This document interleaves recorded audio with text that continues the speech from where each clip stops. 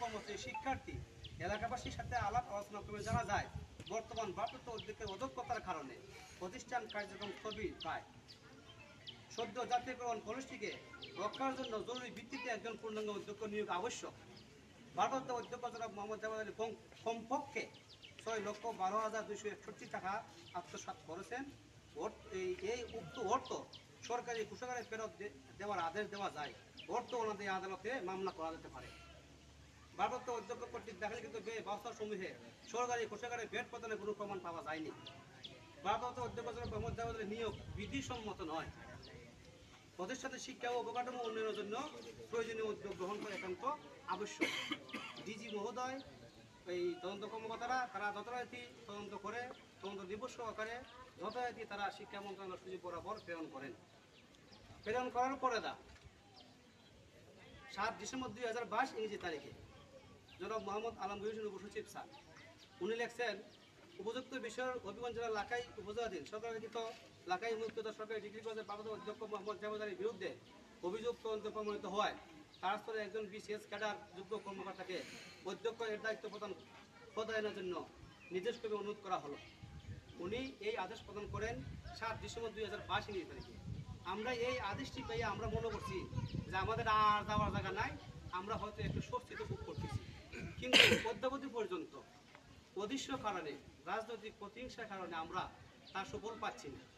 আমরা না পাওয়ার কারণে আমরা পরপর দিন পর দেখা যায় অনেক অভিযোগগুলো ছাত্রছাত্রীরাও অনেক সময় তারা আন্দোলন করে, আবার কি জানি বেচতে যায়, তারাও দেখা যায় 3-4 বার তারা লিখিত অভিযোগও দিচ্ছে, আবার তারা আন্দোলনও করছে।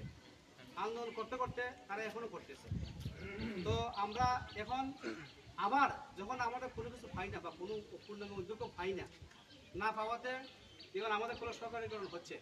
এই সরকারিকরণের কাছে ওনার কোনো সহযোগিতা আমরা পাই নাই। এই সরকারিকরণ কলেজ সরকারিকরণ করতে গিয়ে দেখা যায় আমাদের কলেজের প্রভাষক জনাব জহুরুল স্যার, নজরুল স্যার বা আমরা যারাও আছি ওনারা অত্যন্ত পরিশ্রমী। ওনারা সব সময় যোগাযোগ রাখছেন, যোগাযোগ রাখতে হয়। ওনাদের যোগাযোগের মাধ্যমে আমরা এই লাখাইবাসী এই কলেজটা আমরা সময় মতো সরকারিকরণ পাইছি। না হয়তো বা নাও পাইতে পারতাম, কতবারও দেরিতে হইতে পারত। আমরা সরকারিকরণ করে প্রকল্প সব কিছু পাইলাম, পরবর্তীতে আবার দেখা যায় আমরা যখন বেতন আমাদের বাজেট এই আমাদের বরাদ্দ হয়েছে আমরা বেতন আমরা উঠাইতে পারি না। কেন উঠাইতে পারি না? ভারপ্রাপ্ত অধ্যক্ষ মহোদয় উনি কাজ বোঝেন না, উনি সহযোগিতা করেন না। শেষ পর্যন্ত আমরা জুন মাস ক্লোজিং হলে আমাদের বরাদ্দটা ফেরত যাবে, যেন ফেরত না যায় আমরা ইউনো স্যারের লগে যোগাযোগ করি। ইউনো স্যার বলছেন আপনাদের কথাই তো কোনো আমাদের বেরো নাই, আপনারা লিখিত অভিযোগ দেন। আমরা লিখিত অভিযোগ দেই, লিখিত অভিযোগ দেওয়ার 1 ঘন্টার মধ্যেই ভারপ্রাপ্ত অধ্যক্ষ মহোদয় আইসে আমাদের বেতন মোটামুটি একটা পর্যায়ে নিয়ে যান। তারই ধারাবাহিকতায় আমরা যখন কলেজে চাকরি করতে গিয়ে সেই ঊর্ধ্বতন কর্তৃপক্ষ থেকে অনেকগুলা তদন্ত এই রিপোর্ট আসে, অনেক তথ্য দিতে হয়।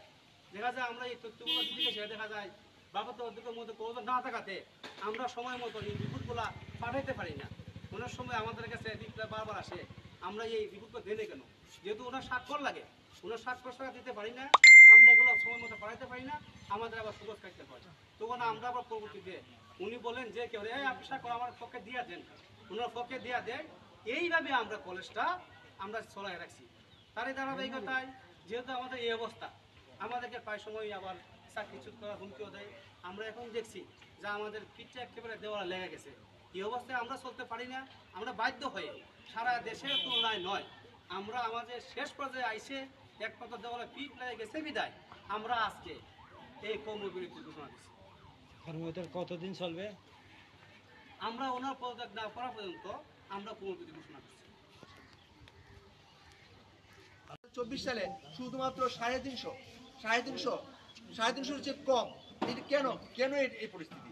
এবং আরো মানে ভয়ঙ্কর তথ্য যে এইবার আমি কমিটিতে কিছুটা সম্পৃক্ত থাকার কারণে জানতে পারছি যে এই প্রতিষ্ঠানে এবার কোনো ভালো রেজাল্টের এখানে আসছেই না। এটার দায়ী কে? এই যারা এখানে শুধুমাত্র আমি বলতেছি যে এখানে লাখাই উপজেলা না, এখানে পাশাপাশি অসংখ্য শুনে যে আগের বছর অনেক শিক্ষার্থী এখান থেকে বিভিন্ন বিশ্ববিদ্যালয় সহ চাকরি জীবনে বিভিন্ন প্রতিষ্ঠানে নিয়োগ করছে। অবনমন হচ্ছে, ক্লাস রেগুলার হচ্ছে না, শিক্ষার্থীদের তারা আসে, শিক্ষার্থীদের আমি দোষ দিব না, যদি প্রতিষ্ঠানের সর্বোচ্চ পর্যায়ে যে থাকে তার নেতৃত্বের যদি সংকট দেখা যায় তো প্রতিষ্ঠান তো 100 সময় ধ্বংস হতেই পারে। তো এই ধারাবাহিকতা আমাদের প্রতিষ্ঠান প্রায় ধ্বংসের মুখোমুখি। আপনারা যারা এখানে আছেন, বাইরে থেকে আছেন, বিভিন্ন মিডিয়া কর্মী সহ যারা অভিভাবক আছে, আমি সুবিনয় অনুরোধ করবো, আমি একজন মানুষ হিসেবে, একজন শিক্ষক হিসেবে আপনাদেরকে অনুরোধ করবো যে আপনারা পাশে দাঁড়ান, এই প্রতিষ্ঠানে একটা পরিবর্তন আসুক।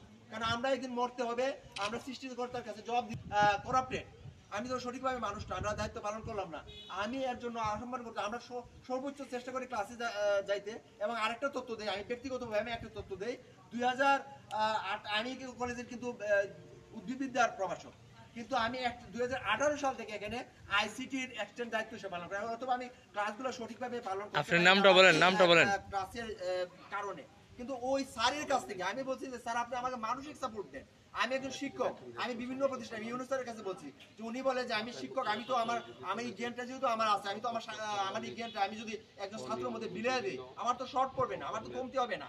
এই কারণ থেকে 2016 সাল থেকে আমি এখানে আইসিটি দায়িত্ব পালন করছি। প্রথমে সবসময় দায়িত্ব পালন, আমার যেহেতু নিজের সাবজেক্ট আছে ওইটা দেখে সপ্তাহে কমসে কম 2 থেকে 3টা প্র্যাকটিক্যাল ক্লাস দেখা, প্র্যাকটিক্যাল সাইন করা, এগুলোর দায়িত্ব পালন করছি। স্যারের কাছ থেকে কোনো ধরনের উৎসাহ পাই না যে রাজীব আপনি করেন, কাজ করেন, আপনি অ্যাকশন দিতে দায়িত্ব পালন করতেছেন, আপনার ধন্যবাদ জানাই। উনি ধন্যবাদ জানান, উল্টা আমি যদি ওনাকে প্রশ্ন করি উনি বলছেন আপনাকে কে বলছে দায়িত্ব পালন করতে।